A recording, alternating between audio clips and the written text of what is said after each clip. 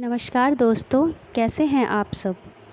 दोस्तों, इस बार एकादशी देवशयनी एकादशी आने वाली है 29 जून बृहस्पतिवार वाले दिन। जी हाँ, पद्म पुराण में देवशयनी एकादशी का विशेष महत्व बताया गया है। इस दिन भगवान विष्णु की श्रद्धा भक्ति भाव से जो पूजा करके भगवान को सुलाते हैं और फिर देव प्रबोधनी एकादशी के दिन व्रत रखकर भगवान को योग निद्रा से उठाते हैं, भगवान विष्णु की उन पर परम अनुकंपा होती है और व्यक्ति संसार का सुख भोग कर मोक्ष को प्राप्त कर लेता है। भगवान विष्णु की परम कृपा के लिए देवशयनी का व्रत करना चाहिए और भगवान विष्णु को किस तरह प्रसन्न करें, किस तरह उन्हें सुलाएं, इसका पहले से ही इंतज़ाम आप लोगों को कर लेना चाहिए। देवशयनी एकादशी आषाढ़ शुक्ल एकादशी के दिन विष्णु सोते हैं, इसलिए इस दिन सुबह स्नान पूजन करके दिन भर व्रत रखें। रात में भगवान विष्णु शयन में चले जाएंगे, इसलिए दिन में भगवान विष्णु के शयन की पूरी व्यवस्था कर लें। भगवान विष्णु के लिए पलंग या संपुट की व्यवस्था कर लें। पलंग या संपुट पर नरम बिस्तर बिछाएं। भगवान विष्णु के चादर और तकिए की व्यवस्था कर लें। रात में भगवान विष्णु की पूजा आरती करें। भगवान विष्णु की मूर्ति को जयकारे के साथ बिस्तर पर लेटा दें। भगवान के ऊपर चादर ओढ़ा दें। इसके बाद फलाहार करें। इसी अवस्था में अगले 4 महीने तक भगवान को सोने दें।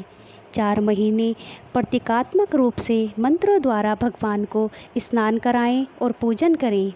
द्वादशी के दिन भगवान का पूजन करके ब्राह्मण भोजन करवाएं और फिर अन्न जल ग्रहण करें। देवशयनी को भगवान विष्णु को सुलाने का मंत्र है, सुप्ते त्वयि जगन्नाथ जमत सुप्तम भवेदिदम विबुद्धे त्वयि बुद्धम च जगत सर्वचराचरम। देवशयनी एकादशी की पौराणिक व्रत कथा इस प्रकार कही जाती है। धर्मराज युधिष्ठिर ने कहा, हे केशव, आषाढ़ शुक्ल एकादशी का क्या नाम है? इस व्रत के करने की विधि क्या है और किस देवता का पूजन किया जाता है? श्री कृष्ण कहने लगे कि हे युधिष्ठिर, जिस कथा को ब्रह्मा जी ने नारद जी से कहा था वही मैं तुमसे कहता हूँ। एक समय नारद जी ने ब्रह्मा जी से यही प्रश्न किया था। तब ब्रह्मा जी ने उत्तर दिया कि हे नारद, तुमने कलयुगी जीवों के उद्धार के लिए बहुत उत्तम प्रश्न किया है, क्योंकि देवशयनी एकादशी का व्रत सब व्रतों में उत्तम है। इस व्रत से समस्त पाप नष्ट हो जाते हैं और जो मनुष्य इस व्रत को नहीं करते वे नरकगामी होते हैं। इस व्रत के करने से भगवान विष्णु प्रसन्न होते हैं। इस एकादशी का नाम पद्मा है। अब मैं तुमसे एक पौराणिक कथा कहता हूँ, तुम मन लगाकर सुनो। सूर्यवंश में मानधाता नाम का एक चक्रवर्ती राजा हुआ, जो सत्यवादी और महान प्रतापी था। वह अपनी प्रजा का पुत्र की भांति पालन किया करता था। उसकी सारी प्रजा धन धान्य से भरपूर और सुखी थी। उसके राज्य में कभी अकाल नहीं पड़ता था। एक समय उस राजा के राज्य में 3 वर्ष तक वर्षा नहीं हुई और अकाल पड़ गया। प्रजा अन्न की कमी के कारण अत्यंत दुखी हुई। अन्न के कमी होने के कारण अत्यंत दुखी होने से राज्य में यज्ञादि भी बंद हो गए। एक दिन प्रजा राजा के पास जाकर कहने लगी, हे राजा, सारी प्रजा त्राही त्राही पुकार रही है, क्योंकि समस्त विश्व की सृष्टि का कारण वर्षा है। वर्षा के अभाव से अकाल पड़ गया है और अकाल से प्रजा मर रही है। इसलिए हे राजन, कोई ऐसा उपाय बताओ जिससे प्रजा का कष्ट दूर हो। राजा मानधाता कहने लगे, आप लोग ठीक कह रहे हैं। वर्षा से ही अन्न उत्पन्न होता है और आप लोग वर्षा न होने से अत्यंत दुखी हो गए हैं। मैं आप लोगों के दुखों को समझता हूँ। ऐसा कहकर राजा कुछ सेना साथ लेकर वन की तरफ चल दिए। वह अनेक ऋषियों के आश्रमों में भ्रमण करते हुए अंत में ब्रह्मा जी के पुत्र अंगिरा ऋषि के आश्रम में जा पहुँचे। वहाँ राजा ने घोड़े से उतरकर अंगिरा ऋषि को प्रणाम किया। मुनि ने राजा को आशीर्वाद देकर कुशल क्षेम के पश्चात उनसे आश्रम में आने का कारण पूछा। राजा ने हाथ जोड़कर विनीत भाव से कहा कि हे भगवान, सब प्रकार से धर्म पालन करने पर भी मेरे राज्य में अकाल पड़ गया है। इससे प्रजा अत्यंत दुखी है। राजा के पापों के प्रभाव से ही प्रजा को कष्ट होता है, ऐसा शास्त्रों में कहा गया है। जब मैं धर्मानुसार राज्य करता हूँ तो मेरे राज्य में अकाल कैसे पड़ गया, इसके कारण का पता मुझे अभी तक नहीं चल सका। अब मैं आपके पास इसी संदेह को निवृत्त कराने के लिए आया हूँ।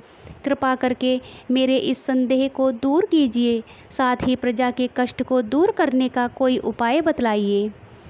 इतनी बात सुनकर ऋषि कहने लगे कि हे राजन, यह सतयुग सब युगों में उत्तम है। इसमें धर्म को चारों चरण सम्मिलित हैं, अर्थात इस युग में धर्म की सबसे अधिक उन्नति है। लोग ब्रह्म की उपासना करते हैं और केवल ब्राह्मणों को ही वेद पढ़ने का अधिकार है। ब्राह्मण ही तपस्या करने का अधिकार रख सकते हैं, परंतु आपके राज्य में एक शूद्र तपस्या कर रहा है। इसी दोष के कारण आपके राज्य में वर्षा नहीं हो रही है। इसलिए यदि आप प्रजा का भला चाहते हो तो उस शूद्र का वध कर दो। इस पर राजा कहने लगा कि महाराज, मैं उस निरपराध तपस्या करने वाले शूद्र को किस तरह मार सकता हूँ? आप इस दोष से छूटने का कोई दूसरा उपाय बतलाइए। तब ऋषि कहने लगे कि हे राजन, यदि तुम अन्य उपाय जानना चाहते हो तो सुनो। आषाढ़ मास के शुक्ल पक्ष की पद्मा नाम की एकादशी का विधि पूर्वक व्रत करो। व्रत के प्रभाव से तुम्हारे राज्य में वर्षा होगी और प्रजा सुख प्राप्त करेगी, क्योंकि इस एकादशी का व्रत सब सिद्धियों को देने वाला है, समस्त उपद्रवों को नाश करने वाला है। इस एकादशी का व्रत तुम प्रजा सेवक तथा मंत्रियों सहित करो। मुनि के इस वचन को सुनकर राजा ने अपने नगर को वापस आया और उसने विधि पूर्वक पद्मा एकादशी का व्रत किया। उस व्रत के प्रभाव से वर्षा हुई और प्रजा को सुख पहुंचा। अंत मास, अतः इस मास की एकादशी का व्रत सब मनुष्यों को करना चाहिए। यह व्रत इस लोक में भोग और परलोक में मुक्ति देने वाला है। इस कथा को पढ़ने और सुनने से मनुष्य समस्त पाप से इस दिन दान पुण्य का विशेष महत्व बताया गया है। इस दिन अगर आप आर्थिक तंगी से परेशान हैं तो भगवान विष्णु को केसर मिले हुए दूध से अभिषेक करने से आपकी आर्थिक परेशानी दूर होती है। अगर आपको स्वास्थ्य को लेकर कोई समस्या है, आपका स्वास्थ्य ठीक नहीं रहता, तो आप दक्षिणावर्ती शंख में गंगा जल भरकर भगवान विष्णु का अभिषेक करें। पापों से मुक्ति पाने के लिए नहाने के पानी में थोड़ा सा आंवले का रस मिलाएं और इस पानी से स्नान करें। सौभाग्य की प्राप्ति के लिए ब्राह्मणों को दान देना जरूरी है। इस दिन ब्राह्मणों को आप दान दें।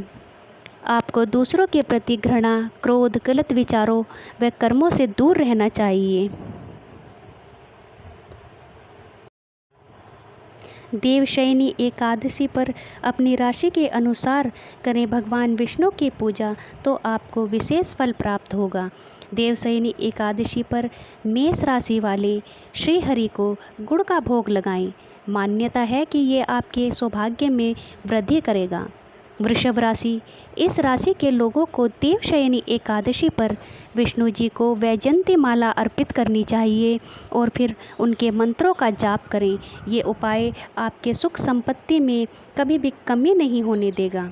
मिथुन राशि के लोग सुखी दाम्पत्य जीवन के लिए इस दिन गाय को हरा चारा खिलाएं और तुलसी के पौधे में गंगा जल अर्पित करें। कर्क राशि के लोग देवशयनी एकादशी पर 7 हल्दी की गांठ चलाएं। ओम ह्रीम हिरण्य गर्भाय अव्यक्त रूपिणी नमः मंत्र का जाप करें। मान्यता है इस विधि से पूजा करने पर शत्रु कभी काम में बाधा नहीं डालेगा। सिंह राशि के लोग धन लाभ के लिए विष्णु जी को स्नान के बाद पीताम्बर चढ़ाएं।